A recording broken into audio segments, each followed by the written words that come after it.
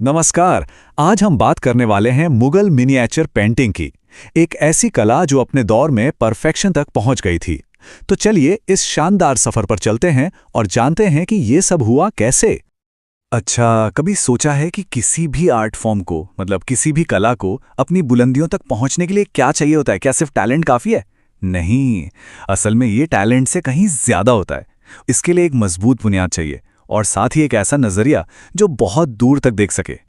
मुगल कला की बात करें तो इसकी जड़ें तो कई अलग अलग स्टाइल के मिलने से बनी थीं, लेकिन इसे उस ऊंचाई तक पहुंचाया एक खास बादशाह के जुनून ने। उसी के विजन ने इसे वो पहचान दी जिससे आज हम इसे जानते हैं। तो चलिए शुरू करते हैं। सबसे पहले तो ये समझते हैं कि ये मुगल मिनिएचर पेंटिंग आखिर है क्या, इसकी नींव कैसे पड़ी और ये कैसे अलग अलग कल्चर्स के मेल से बनी एक बिल्कुल नई चीज थी।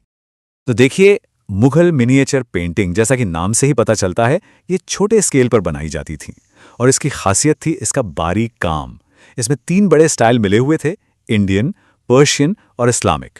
ये कमाल का फ्यूजन था और इसका इस्तेमाल ज़्यादातर किताबों या मैन्युस्क्रिप्ट्स को इलस्ट्रेट करने के लिए होता था। ठीक है, तो ये समझने के लिए कि ये आर्ट अपने पीक पर कैसे पहुंची, हमें कहानी की बिल्कुल शुरुआत में जाना होगा, मतलब मुगल साम्राज्य की स्थापना के समय।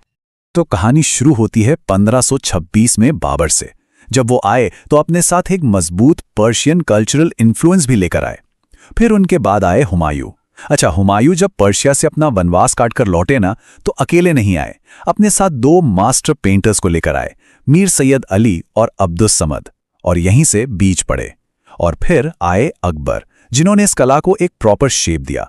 उन्होंने पहला रॉयल आर्ट स्टूडियो, जिसे तस्वीर खाना कहते थे, वो बनवाया। बस यहीं से मुगल आर्ट एक मूवमेंट बन गया। तो यहाँ एक बहुत ज़रूरी बात है। अब बुनियाद तो तैयार हो चुकी थी, तो बादशाह अकबर ने अपने साम्राज्य के लिए एक बिल्कुल नई आर्ट स्टाइल बनाने का बीड़ा उठाया, वो भी बहुत बड़े स्केल पर। अकबर का दौर आप समझिए एक शाही आर्ट फैक्ट्री जैसा था। बहुत बड़े पैमाने पर काम होता था। फोकस था बड़ी बड़ी इलस्ट्रेटेड मैन्युस्क्रिप्ट्स पर और स्टाइल था एनर्जेटिक नेचुरलिज्म, मतलब पेंटिंग्स में एक्शन दिखता था, मूवमेंट, ऊर्जा, शिकार के सीन, लड़ाई के मैदान, दरबार की चहल पहल, सब कुछ जिंदा लगता था। और इसे करने के लिए एक ही पेंटिंग पर कई सारे आर्टिस्ट मिलकर काम करते थे। इसी वजह से पर्शियन और देसी इंडियन स्टाइल्स का एक अनोखा मिक्सचर तैयार हुआ। लेकिन इस फैक्ट्री वाले सिस्टम की एक कमी भी थी। जब एक ही पेंटिंग पर इतने सारे लोग काम करेंगे, मतलब कोई स्केच बना रहा है, कोई रंग भर रहा है, कोई चेहरे बना रहा है, तो स्टाइल में वो एक रूपता, वो कंसिस्टेंसी नहीं आ पाती थी। पेंटिंग्स पावरफुल तो थीं, इसमें कोई शक नहीं, पर उनमें वो जो एक पर्सनल टच होता है ना, वो जो गहराई होती है, वो अभी मिसिंग थी। और बस इसी कमी को पूरा करने के लिए कहानी में एंट्री होती है अकबर के बेटे जहांगीर की, और यहीं से मुगल आर्ट का ये सफ़र अपने क्लाइमैक्स पर पहुंचता है। एक नए दौर की, एक गोल्डन एज की शुरुआत होती है। तो फर्क देखिए, बिल्कुल साफ है। एक तरफ अकबर का दौर, एनर्जी, एक्शन, बड़े बड़े प्रोजेक्ट्स, बहुत सारे आर्टिस्ट्स, और दूसरी तरफ जहांगीर का दौर, शांत, इंटेंस रियलिज्म। यहाँ पोर्ट्रेट्स पर जोर दिया गया, हर छोटी से छोटी डिटेल पर। जहांगीर का मकसद सिर्फ ये दिखाना नहीं था कि कोई कैसा दिखता है, बल्कि वो कैसा है, उसकी रूह को पकड़ना था। आर्ट हिस्टोरियन पर्सी ब्राउन ने इस पर एक बहुत ही कमाल की बात कही है। उन्होंने कहा, जहांगीर ने उस अंडे को सेया जिसे अकबर ने दिया था। मतलब सोचिए जरा, ये एक लाइन पूरी कहानी बता देती है। बुनियाद रखी अकबर ने, लेकिन उस कला को उसकी असली खूबसूरती तक, उसकी परफेक्शन तक पहुंचाया जहांगीर ने। समझने वाली बात यह है कि जहांगीर सिर्फ पैसे देने वाले एक राजा नहीं थे। नहीं, वो कला के गहरे पारखी थे। उन्हें पेंटिंग्स की समझ थी और वो अपने आर्टिस्ट से एक नए लेवल की परफेक्शन चाहते थे, और उन्होंने इसकी डिमांड की। और अब यहां से चीजें और भी इंटरेस्टिंग हो जाती हैं। जहांगीर के समय में आर्ट सिर्फ खूबसूरती के लिए नहीं थी, ये एक पावरफुल पॉलिटिकल स्टेटमेंट बन गई थी। जैसे ये जो पेंटिंग हम देख रहे हैं, इसमें जहांगीर दुनिया के बड़े बड़े राजाओं को नजरअंदाज करके एक सूफी संत को तवज्जो दे रहे हैं। साफ मैसेज है, आध्यात्मिक शक्ति दुनियावी ताकत से बड़ी है। इसके अलावा जहांगीर को नेचर में बहुत दिलचस्पी थी। एक तरह के साइंटिस्ट भी थे वो। वो चाहते थे कि उनके आसपास के पेड़ पौधे, जानवर, पक्षी सबको पूरी सटीकता के साथ रिकॉर्ड किया जाए। इसीलिए उन्होंने उस्ताद मंसूर जैसे आर्टिस्ट को टॉकी जैसे अनोखे पक्षियों की पेंटिंग्स बनाने का काम दिया।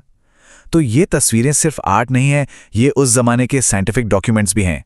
कमाल है ना? और शायद जहांगीर के दौर की सबसे बड़ी खूबी यही थी, मनोवैज्ञानिक गहराई।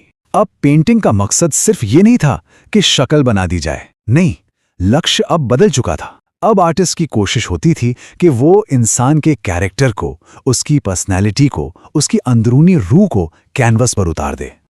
लेकिन अफसोस, गोल्डन एज हमेशा के लिए नहीं टिकते। तो सवाल ये उठता है कि जब मुगल आर्ट अपने शिखर पर पहुंच गई तो उसके बाद क्या हुआ? तो देखिए, इसका पतन धीरे धीरे हुआ। पहले आए शाहजहां।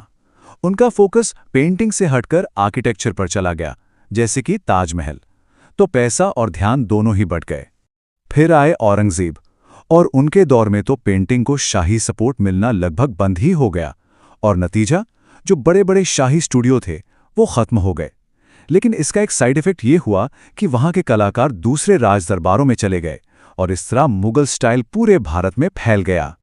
तो कुल मिलाकर बात यह है कि वो जो गोल्डन एज था वो शानदार तो था, पर बहुत छोटा था, और वो पूरी तरह से एक ही इंसान पर टिका था, एक बादशाह जिसके जुनून और नजरिए ने सब कुछ बदल दिया था। और ये हमें एक बहुत बड़े सवाल पर लाकर खड़ा कर देता है, क्या वाकई में महान कला एक दूरदर्शी संरक्षक, एक विजनरी पेट्रन के बिना फल फूल सकती है? ये सोचने वाली बात है।